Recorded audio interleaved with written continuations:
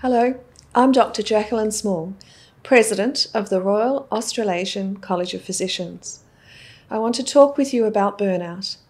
Some of you may have seen the RACP's commentary in Australian national media about burnout, and that it is an urgent issue for our health system.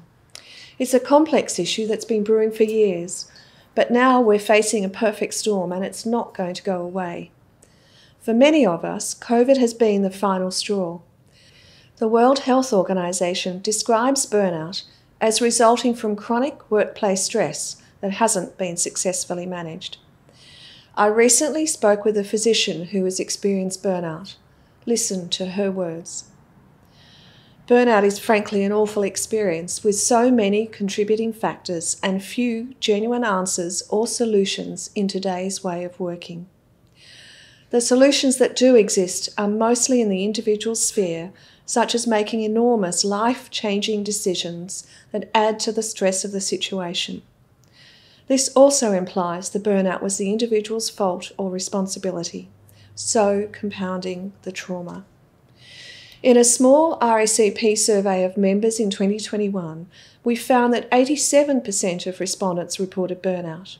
A small 2021 survey in Aotearoa, New Zealand, across 24 specialties, found nearly half of senior doctors were on the verge of burnout. Associate Professor Natasha Smallwood, thoracic physician in Melbourne, is leading research on burnout in the Australian health profession.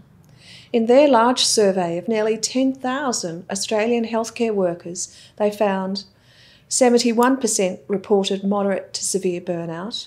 Most were aware that they were experiencing mental health symptoms but did not access any formal mental health supports. Junior doctors were more affected than senior doctors. Burnout affects more women than men in our profession, but importantly, individuals were highly resilient. Why does burnout matter?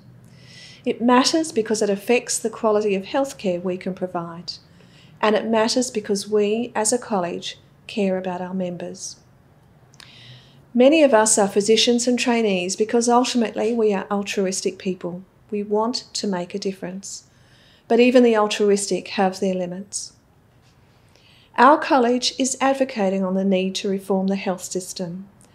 Through the lens of the quadruple aim, we recognise that improving provider experience is a key component for a quality health system.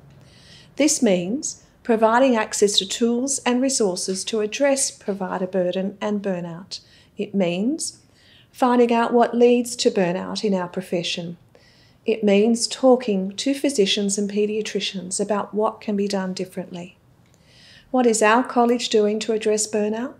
Firstly, we are advocating with government to address burnout as a priority for the health system. Flexibility to take leave or work part-time is important throughout our career, but it's particularly important during training. Our college supports flexible training. I finished my training and worked part-time for most of my career.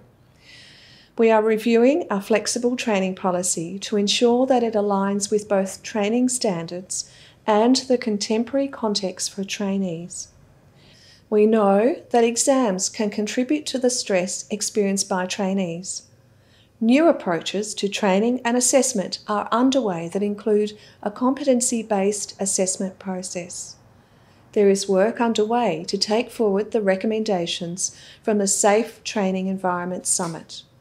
Supervisors of training undertake training modules to build their skills in supporting trainees. We've just launched our Gender Equity in Medicine report. This provides us with a foundation to address gender inequities in medicine, and these can contribute to burnout. The board has established a wellbeing committee to examine how we can better support our members. Burnout and wellbeing are issues that are front and centre for the board and for me. As your president, I would like to visit regions across both our countries to listen to you about what more we can do as a college to improve the health and wellbeing of our communities. Thank you for watching.